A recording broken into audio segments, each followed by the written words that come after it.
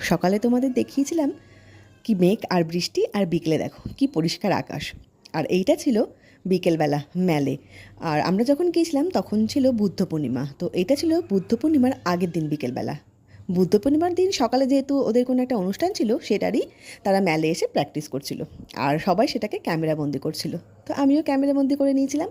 আর এইটা ছিল বুদ্ধ পূর্ণিমার দিন সকালবেলা। আর আমরা তখন চলে এসেছিলাম ঘুম স্টেশনে। দেখো সবাই বেরিয়েছে তাদের মনস্ট্রির দিকে যাওয়ার জন্য। তো আমরা দাঁড়িয়ে দাঁড়িয়ে তাদের দেখছিলাম। আর তারপর চলে এসেছিলাম ঘুম মিউজিয়াম। আমরা যখন ঘুম মিউজিয়ামের দিকে আসি তখন দেখো একদম ফাঁকা ফাঁকাই ছিল। আর দার্জিলিংয়ে এসে যেটা না দেখলে একদমই মিস করে যেতাম, সেটা ছিল টয় ট্রেন। আমরা দাঁড়িয়ে দাঁড়িয়ে এই টয় ট্রেন দেখছিলাম। আর টয় ট্রেনের যে আওয়াজটা, সেটা যখন কানে আসছিল, কী যে ভালো লাগছিল, কি বলবো।